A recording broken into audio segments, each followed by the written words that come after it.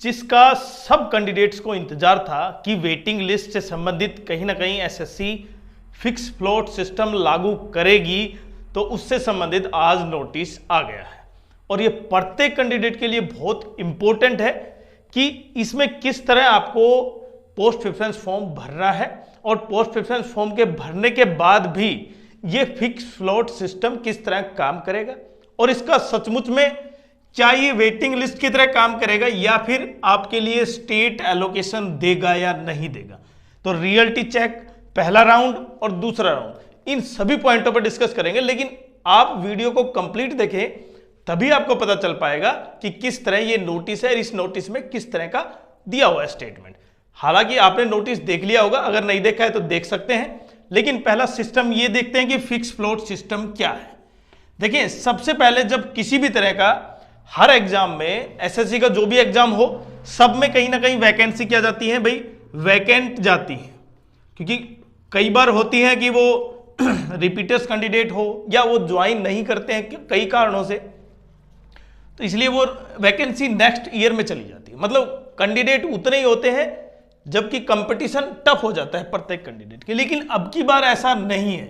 जो 2025 के कैंडिडेट होंगे उनके लिए सबसे बेस्ट चांस होगा ये, क्योंकि उनको नौकरी मिलने के चांसेस होंगे और कट ऑफ डाउन आएगी इससे भी। क्यों? देखिए, पहला क्या है, जैसे आप पोस्ट प्रेफरेंस फॉर्म भरते हैं तो उसमें क्या होता है, आपने कोई वैकेंसी भरी, मतलब कोई भी पोस्ट भरी, जैसे मैं मान लेता हूं आपने ऑफिस सुपरिटेंडेंट भरा, ठीक है, पहले नंबर पर। अभी जोन एलोकेशन नहीं है, स्टेट एलोकेशन नहीं है, आपने पोस्ट प्रेफरेंस भरा, तो एसएससी क्या करेगी, उसका रिजल्ट निकाल देती है आपको। अगर वो मिलता है तो ठीक, नहीं तो दूसरी पोस्ट आपको मिल जाती है आपके रैंक, आपके मार्क्स के अनुसार। अब सिस्टम किस तरह काम करेगा ये देखें। आपने ऑफिस सुपरिटेंडेंट भरा, लेकिन अगर आपके मार्क्स ऑफिस सुपरिटेंडेंट्स के लिए जो मतलब जिस तरह के ऑर्डर है, आपका रैंक है, उसके बेसिस पर अगर आपको मार्क्स नहीं मिलता है, मतलब ऑफिस सुपरिटेंडेंट नहीं मिलता है, कोई और पोस्ट मिल जाती है, तो क्या होगा, एसएससी आपको फर्स्ट राउंड में आपको रीजनल ऑफिस, आपका जो रीजनल ऑफिस है वहां पर बुलाया जाएगा और उसकी फर्स्ट लिस्ट आउट होगी कि इस लिस्ट में इन कैंडिडेट्स के इस रीजन में ये जो उन्होंने पोस्ट ली थी उसके लिए वेरीफाई के लिए आप आधार बेस वेरिफिकेशन के लिए बुलाया जाएगा। और उसके लिए कितना समय दिया जाएगा, 10 दिन।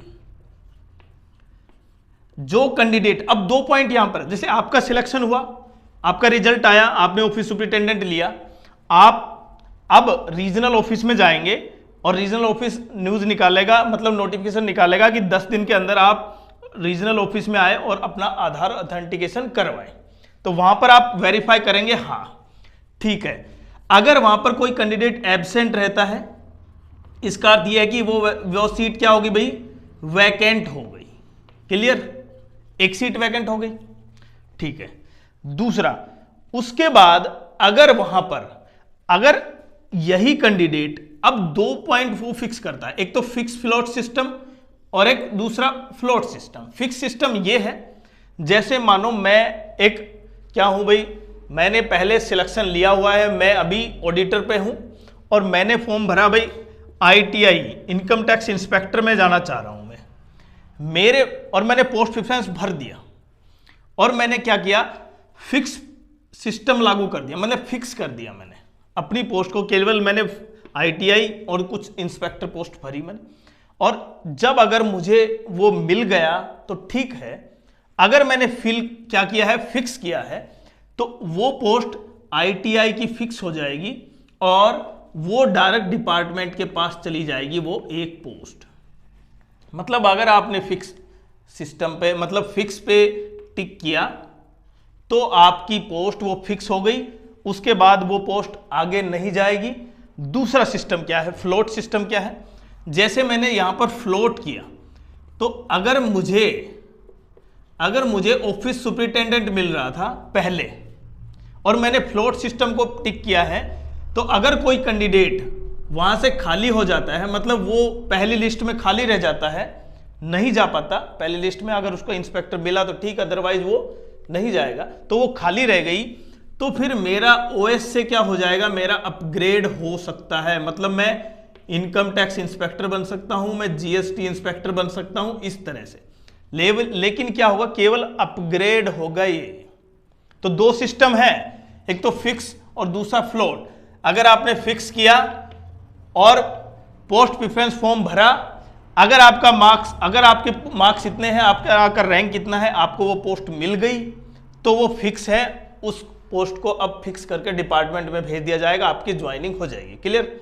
लेकिन अगर आपने वहां पर फ्लोट टिक कर दिया अगर पोस्ट प्रेफरेंस फॉर्म में, तो इसका अर्थ यह है कि आपको वो पोस्ट, अगर आपके मार्क्स हैं तो वो मिल रही है, वो मिल जाएगी। उसके अलावा अगर कोई ऊपर पोस्ट खाली रही किसी कारणवश से भी, वहां पर एब्सेंट रहे कैंडिडेट, तो आपको ऑफिस सुपरिटेंडेंट से ऊपर की तरफ ले जाया जाएगा। मतलब यह है कि आप अगर फ्लोट सिस्टम यूज करते हैं, अगर फ्लोट सिस्टम को टिक करते हैं, तो आपके लिए अपर पोस्ट में चांसेस हो जाएंगे।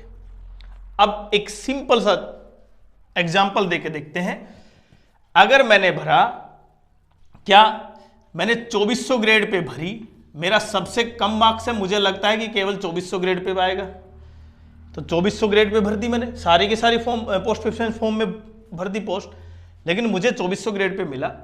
लेकिन मैंने फ्लोट सिस्टम लागू किया, तो पहली लिस्ट में मेरा नाम आया पोस्टल असिस्टेंट, मानो कोई भी, या यूडीसी में आया। जैसे ही अगर कोई पोस्ट वैकेंट होती है, तो मैं 2400 में किस में जा सकता हूं, 2800 ग्रेड पे मैं जा सकता हूं, अगर पोस्ट ऊपर कैंसिल, मतलब ऊपर वैकेंट रही। अब ये क्यों लागू होगा, देखें। जो रिपीटर्स है ना, वो जैसे मानो कोई जीएसटी इंस्पेक्टर है, अभी वो क्या लेगा, क्या इससे नीचे की पोस्ट लेगा, बिल्कुल नहीं लेगा। तो वो जीएसटी इंस्पेक्टर कहीं ना कहीं इनकम टैक्स इंस्पेक्टर लेवल के ऊपर रखेगा। तो अगर वो पोस्ट उसको मिल जाती है तो ठीक है, पहली बार में पोस्ट प्रेफरेंस फॉर्म में। उसके बाद वो पोस्ट प्रेफरेंस फॉर्म की जो अदर पोस्ट हैं, अगर उसका नाम आ भी जाता है, तो वो 10 दिन के लिए जो रीजनल ऑफिस में बुलाया जाता है फर्स्ट राउंड के लिए, 10 दिन समय दिया जाएगा। अगर वो वहां पर एब्सेंट रहता है तो वो पोस्ट वैकेंट हो जाएगी और किसी और को पोस्ट मिल जाएगी। अब इसका इंपैक्ट क्या होगा, देखें। एक तो स्टेट एलोकेशन पर, और दूसरी क्या, वेटिंग लिस्ट आएगी। अब दूसरी बार मानो वो लिस्ट आई, आपने ये फ्लोट सिस्टम लागू किया, वो लिस्ट आई। अब कुछ कैंडिडेट्स ने लास्ट में भी कहीं ना कहीं क्या हुआ, ज्वाइन नहीं किया। तो रीजनल ऑफिस क्या करते हैं, आपका स्टेट एलोकेशन करते हैं। स्टेट एलोकेशन रीजनल ऑफिस ही करता है भाई। आपका जहां पर डिपार्टमेंट में आप जाते हैं कि यहां पर इस डिपार्टमेंट में, डिपार्टमेंट आपका स्टेट एलोकेशन कर देगा, और रीजनल ऑफिस वहां पर रिप्रेजेंट करेगा कि इतने कैंडिडेट थे इस रीजन में, उन्होंने एब्सेंट है, ये पोस्ट वैकेंट है। तो कहीं ना कहीं जो खाली रह गई पोस्ट, उनके लिए नीचे से जो कैंडिडेट होंगे वो वापस आएंगे, इस लिस्ट में शामिल होंगे। तो शायद पोस्ट प्रेफरेंस फॉर्म आपको समझ में आया होगा किस तरह काम करेगा। लेकिन इसमें एक इंपैक्ट यह है, क्या उससे स्टेट एलोकेशन पर फर्क पड़ेगा, यह सबसे बड़ा पॉइंट है। जैसे आपने देखा, अगर एक कैंडिडेट है जो पहले राउंड में, जिसको वो पोस्ट नहीं मिली, लेकिन उसने फ्लोट सिस्टम लागू किया, तो उसकी वजह से उसको वो पोस्ट मिल जाती है। अब उसे पता है कि लगभग 400 पोस्ट हैं, 500 पोस्ट हैं, लेकिन उसका रैंक कहीं ना कहीं वो चाह रहा है कि दिल्ली में या मुंबई में, लेकिन उसका रैंक इतना है कि वो मुंबई दिल्ली नहीं मिल सकता। तो शायद उसे भी ये चांसेस लगेगा कि क्या मुझे ये पोस्ट के बजाय मुझे दूसरी पोस्ट भर देनी चाहिए। तो उनके लिए इंपैक्ट करेगा, ये पूरी तरह से करेगा, और ये 2025 में ही लागू होगा। और ये केवल स्टूडेंट फ्रेंडली है, ऐसा नहीं है कि एसएससी जबरदस्ती कर रही है, बट जो कहीं ना कहीं वैकेंसी खाली रह जाती हैं उनके लिए सबसे बेस्ट चांसेस हैं। तो ये कट ऑफ जो आप 295 के आसपास यूआर में देख पाएंगे, अब कट ऑफ इससे भी ज्यादा नीचे जा सकते हैं। जो लगातार लग रहा था कि कहीं ना कहीं जो फिक्स फ्लोट सिस्टम जो एसएससी लागू करेगी, शायद 2025 में लागू ना हो, 2026 में लागू हो, वो सारी की सारी जो संभावना थी वो क्या हो गई, आज क्लियर हो गई है। एसएससी 2025 में जो भी एग्जाम हुए, अब कहीं ना कहीं सीजीएल पहला एग्जाम है जहां पर यह सिस्टम लागू हो जाएगा।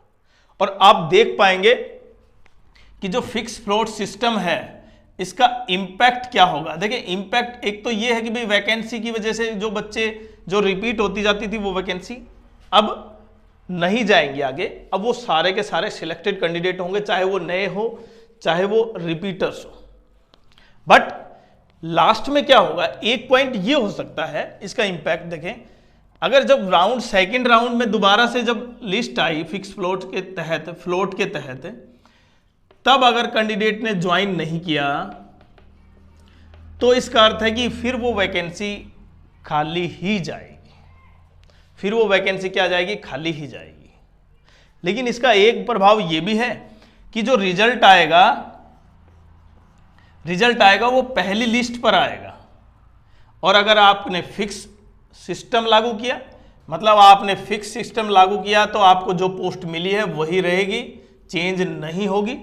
अगर आपने फ्लोट सिस्टम लागू किया तो आपको वो पोस्ट अपग्रेड हो सकती है अगर वहां पर कैंडिडेट फर्स्ट राउंड में एब्सेंट रहे या उन्होंने अपने आप को एग्जाम से बाहर रखा, मतलब वो ना तो सेकेंड राउंड में फ्लोट सिस्टम में गए और ना ही वहां पर ज्वाइन किया, क्योंकि 10 दिन समय दिया जाता है।